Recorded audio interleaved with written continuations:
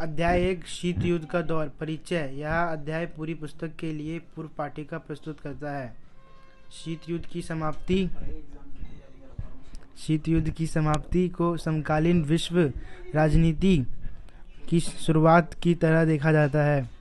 यही समकालीन विश्व राजनीति इस पुस्तक की विषय वस्तु है, इसलिए यह उचित है कि हम कहानी की शुरुआत शीत युद्ध की चर्चा कैसे करें। इस अध्याय से यह साफ होगा कि किस तरफ दो महाशक्तियों संयुक्त राज्य अमेरिका और सोवियत संघ वर्चस्व शीत युद्ध में के केंद्र में थे। यह अध्याय हम विश्व के विभिन्न हिस्सों में शीत युद्ध के समस्थलियों तक भी ले जाएंगे। इस अध्याय में गुटनिरपेक्ष आंदोलन पर इस दृष्टि से विचार किया गया है कि इस तरह इन दोनों राष्ट्रों के दबदबे को चुनौती दी।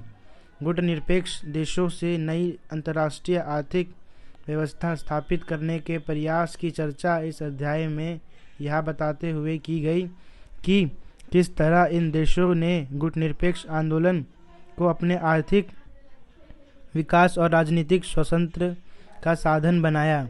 अध्याय के अंत में गुटनिरपेक्ष आंदोलन में भारत की भूमिका का मूल्यांकन किया गया है और यह प्रश्न पूछा गया है कि भारत के हितों की रक्षा में गुटनिरपेक्षता की नीति किस सीमा तक सफल रही।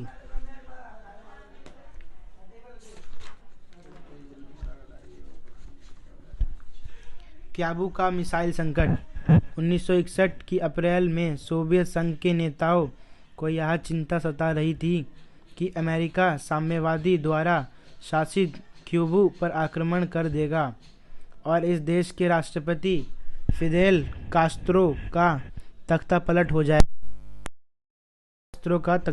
हो जाएगा। क्यूबा अमेरिका के तट से अलग हुआ एक छोटा सा द्वीपीय देश है। क्यूबा का जुड़ाव सोवियत संघ से था और सोवियत संघ उसे कूटनीतिक तथा वित्तीय सहायता देता था।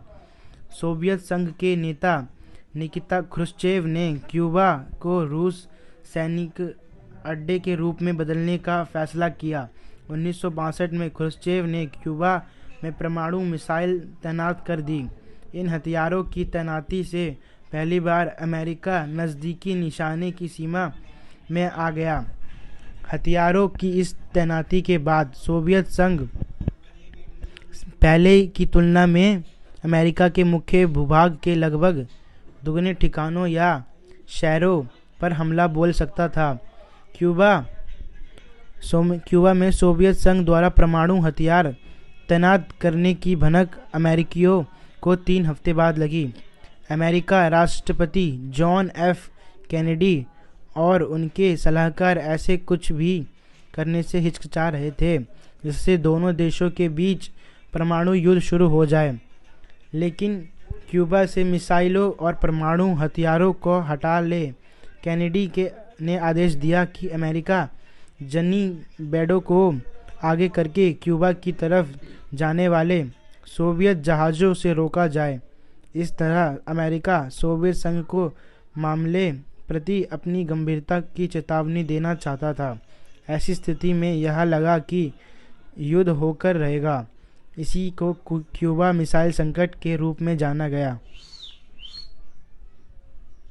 आज के लिए बस इतना, अगली वीडियो में आगे।